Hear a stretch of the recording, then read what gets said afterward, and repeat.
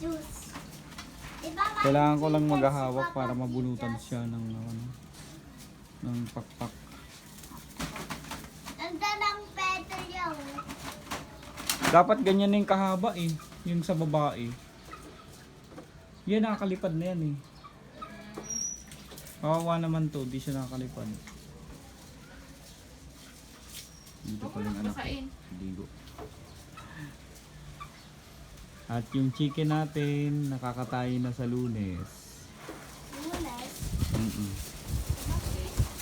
Monday. Lakas ng hangin. Wala na kasi hangin dito. Nasa fourth floor na ano. Wala na mga nakaharang na bahay. Yan yung gusto nila. Lakad-lakad. Ayaw ko rin nakakulong sana sila eh. Kaso ito, delikado to.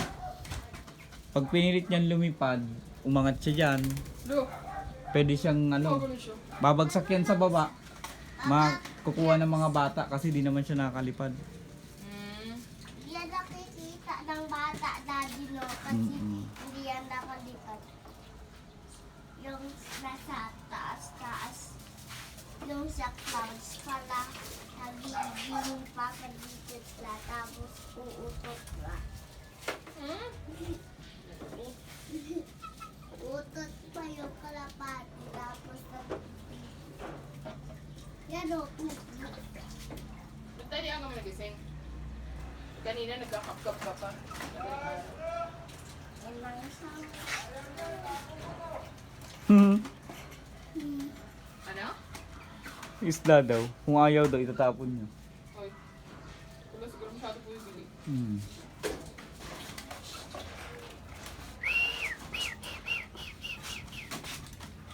Hindi ko alam kung anong klaseng palapati to. Ano dyan? Native lang ata ito. Migit. Ano tawag dyan, daddy? Migit. Native. Yung local na kalapati kasi may mga kalapating lang. Pang karera, pang race.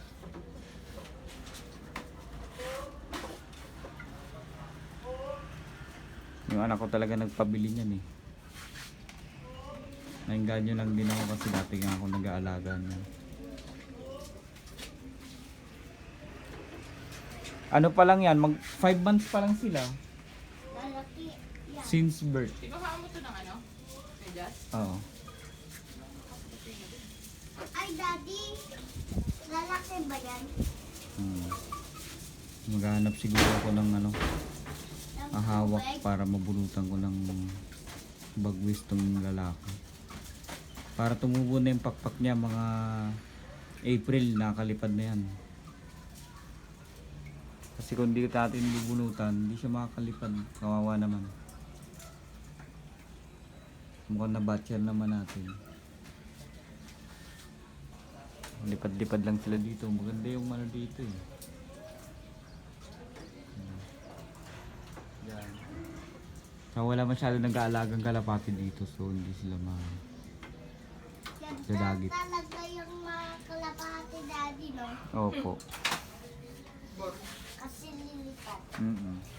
Kasi lilipat sa ulo mo. Opo. Talhin ka. Nakakatawa kayang tino, no? Mga ganyan-ganyan lang sila, parang komportable sila dito sa lugar. Ganyan yung kalapati. Parang wild sila pero sa'yo sila uuwi. Yan yung bahay nila. Tingnan natin sa sunod kung mabunutan natin ng pakpak.